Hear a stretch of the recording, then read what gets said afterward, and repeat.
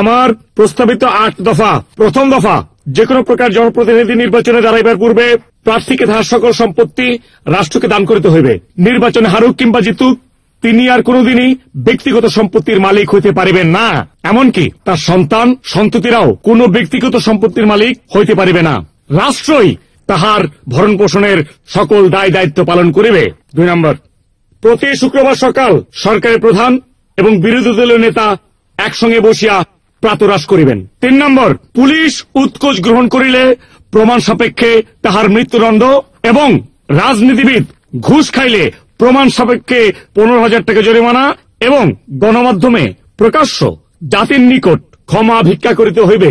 4 নম্বর, English medium, Bangla medium, মাদ্রাসা ও ক্যাডেটের নামে দেশে 4 রকম শিক্ষা ব্যবস্থা চলিবে না। সবার জন্য একই শিক্ষানীতি গ্রহণ করিতে হইবে। 5 নম্বর, সকল সরকারের আমলে সংঘটিত বোমা হামলার সুষ্ঠু তদন্ত সাপেক্ষে দোষীদের শাস্তি এবং প্রকৃত হামলাকারীদের শনাক্ত করিয়া তাদেরকে মূলোৎপাটন করিতে হইবে। দেশে কোন প্রকার সন্ত্রাস বরদাস্ত করা হইবে না।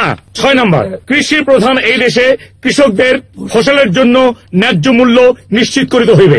ঋণ খেলাপিদের ঋণ না দিয়া কৃষকদের অধিক পরিমাণ এবং সহজ শর্তে ঋণ গ্রহণের সুযোগ করিয়া দিতে হইবে এবং সকল নাগরিকের জন্য 6 মাস হাতে কলমে চাষাবাদের ট্রেনিং নেওয়া বাধ্যতামূলক করিতে হইবে। 7 নম্বর, সরকার অফিসে কাজকর্মের গতি 100 মিটার দৌড়ের মতো হইতে হইবে। পাবলিকের সঙ্গে সরকারি কর্মচারীদের আচার ব্যবহার বন্ধুত্বপূর্ণ হইতে হইবে এবং দেশের অর্থনীতি ও অন্যান্য অভ্যন্তরীণ বিষয়ে বিশ্ব ব্যাংক এবং IMF এর সংস্থার খবরদারি বন্ধ করিতে হইবে। প্রতি শুক্রবার সকাল 11টার মধ্যে দেশের প্রতিটা নাগরিক 1 টাকা করিয়া রাষ্ট্রের কোষাগারে জমা দিবে। এই টাকা দিয়া বেকারত্ব দূরীকরণ ফান্ড করা হইবে। প্রতি সপ্তাহে এইরকম 14 কোটি টাকা আসিবে এবং উহা দ্বারা বিভিন্ন কলকারখানা ও ব্যবসা প্রতিষ্ঠান স্থাপন করা হইবে। এই হচ্ছে আমার দাবি দাওয়া।